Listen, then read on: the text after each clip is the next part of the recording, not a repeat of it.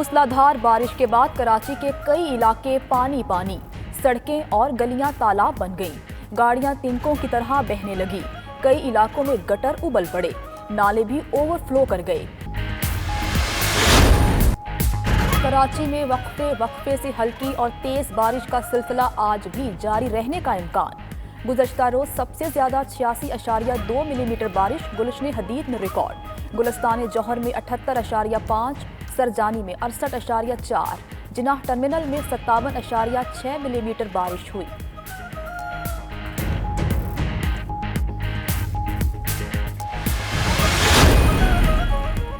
बारिश बरसने के कई घंटे बाद भी कराची के मुख्तलिफ इलाके बिजली से महरूम। लांढी, कोरंगी, गुलिस्तान जौहर, गुलशन इकबाल, न्यू कराची में बिजली बंद। नासिमाबाद, सफूरा, चौरंगी, खारादर, सरजानी के मुख्तलिफ इलाकों में भी बिजली की फराहमी मुअत्तल। घंटों बिजली की बंदिश से शहरी परेशान।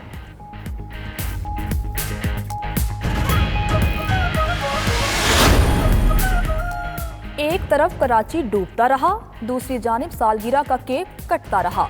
कराची में मूसलाधार बारिश के बाद कई इलाके ज़ेर-ए-आब, शहरी नकल मकानी पर मजबूर हो गए। पाकिस्तान पीपल्स पार्टी के रहनुमा आसिफ सरदारी की सालगिरह मनाते रहे। तकरीब में सूबाई वज़रा सईद गनी और नासिर शाह ने शिरकत की।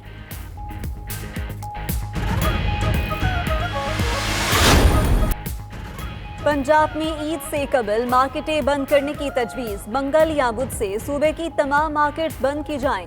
महकमा सेहत पंजाब ने चीफ सेक्रेटरी से मुतालबा कर दिया। ज़राए के मुताबिक मार्केट्स 2 अगस्त तक बंद रखने की तजवीज़ आई। मेडिकल स्टोर्स, किरियाना और दूध दही वालों के काम की इजाज़त होगी।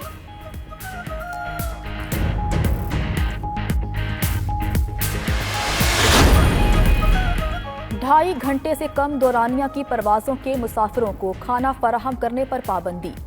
नई सफरी पॉलिसी 31 अगस्त से नाफिजुल अमल रहेगी। मुसाफिरों को तैयारे में बिठाने से कबल जहाज में जरासीम कुश स्प्रे लाजमी करार।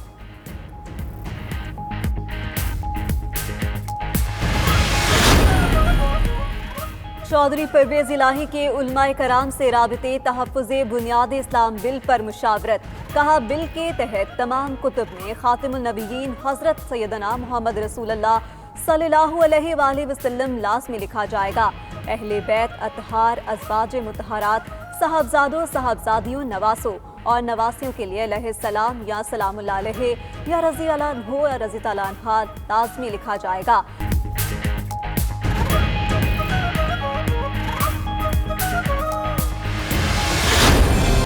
ईद कुर्बा में चंद रोज बाकी मवेशी मंडियों में रौनकें ज्यादा हो गईं। खरीदारों और व्यापारियों में भाव उताव। जानवरों की कीमतें आसमान को छूने लगी। मंडियों में कोरोना SOPs की खिलाफ वर्जियां भी जारी। पाबंदी के बावजूद बच्चे और बुजुर्ग भी मंडियों में आने लगे।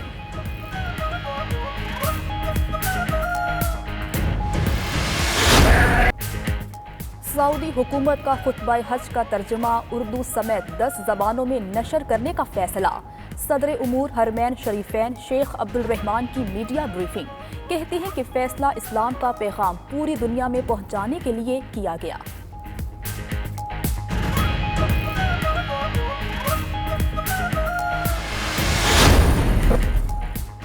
मोहम्मद आमिर का इंग्लैंड में पहला कोरोना टेस्ट मनफी आ गया। कौमी क्रिकेटर दूसरा टेस्ट मनफी आने पर स्कॉट को ज्वाइन कर लेंगे। मसाजिद मोहम्मद इमरान का भी टेस्ट रिजल्ट मनफी आ गया। मोहम्मद इमरान ने SOP के मुताबिक स्कॉट को ज्वाइन कर लिया।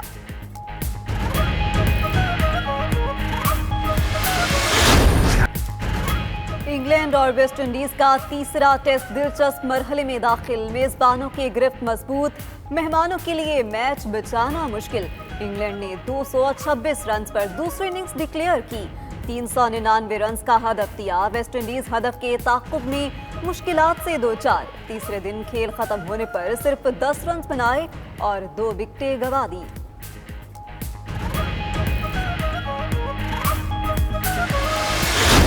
और अमरीकी गुलकारा टेलर स्विफ्ट के 8वें म्यूजिक एल्बम फोकलोर ने रिकॉर्ड कायम कर दिया। एल्बम की रिलीज होने के 24 घंटे के अंदर 13 लाख कॉपियां फरोख्त हो गईं। फोकलोर 24 जुलाई को रिलीज होने के बाद कई म्यूजिक स्ट्रीमिंग वेबसाइट्स पर भी पहले नंबर पर आ गया।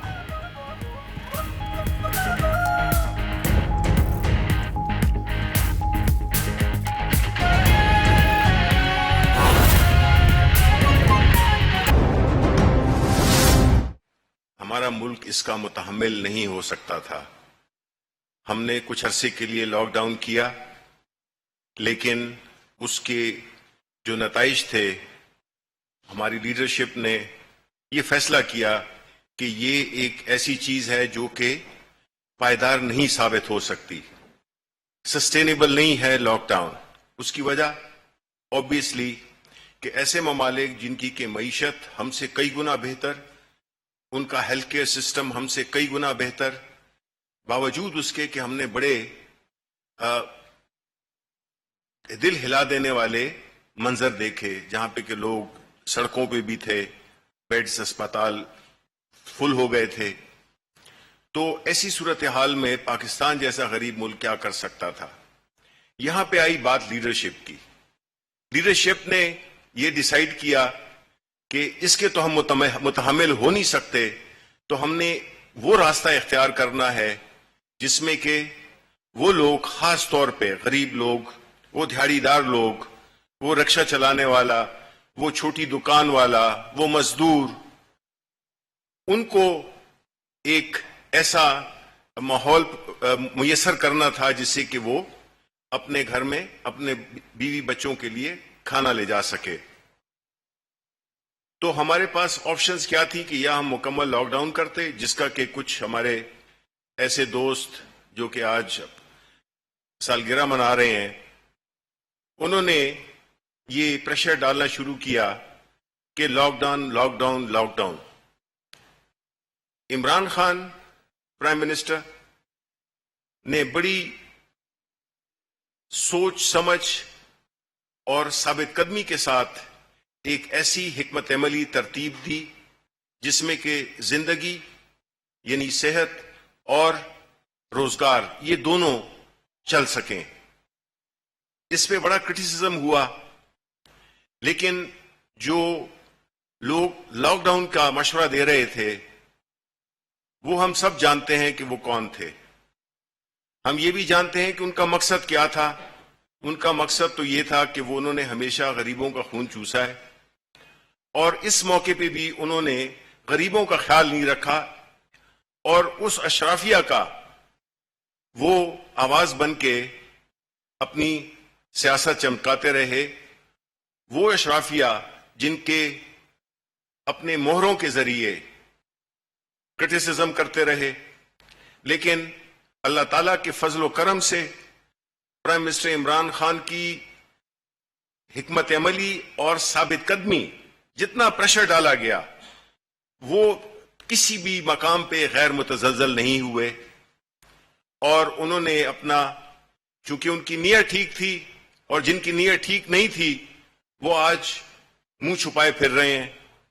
اور ان کو یہ بھی معلوم ہے کہ اس ہماری جو اکمپلشمنٹ ہے، ہم نے جو جس طریقے سے کورونا کو ہینڈل کیا ہے، انٹرنیشنلی اس کی پذیرائی ہو رہی ہے. کئی ممالک ہیں جو کہ ہمارے ماڈل کو فالو کرنا چاہ رہے ہیں اور کیا ہے. اس سے مراد یہ ہوئی کہ ان لوگوں کو اتنا بھی وہ نہیں ہوا، لفظ میں استعمال کروں گا کہ اتنی بھی ان کو شرم نہیں آئی کہ وہ آ کے کم از کم ایکنالج کریں کہ جی پرائم منسٹر صاحب یہ آپ نے بڑے کامیابی کے ساتھ اس کو آپ لے کے چل رہے ہیں اور انشاءاللہ آگے بھی کامیابی ہوگی. لیکن انہوں نے تو اپنی خاص ویسٹڈ انٹرسٹ پہ کام کرنا ہے، ان کو غریبوں سے کوئی دلچسپی نہیں ہے. جبکہ پرائم منسٹر نے ایک خاص پروگرام جو کہ احساس کے نام سے کوئی 160 ارب روپے کی تقسیم کی گئی ان غریبوں کے جو کہ منیمم وہ پاورٹی لائن پہ بالکل پورے اترتے تھے، اور تقریباً 1,31,00,000 لوگوں کو یہ پیسے پہنچائے گئے اس شفاف طریقے سے، اس منظم طریقے سے کہ کسی نے، ہمارے جو مخالفین ہیں انہوں نے بھی اس کو چیلنج نہیں کیا. اب جس صورتحال میں ہم ہیں، جس میں ہم تھے، نہ تو ہمارے پاس اکوپمنٹ تھا، نہ ہمارے پاس ڈیٹا تھا. سب سے اہم چیز ہے ڈیٹا.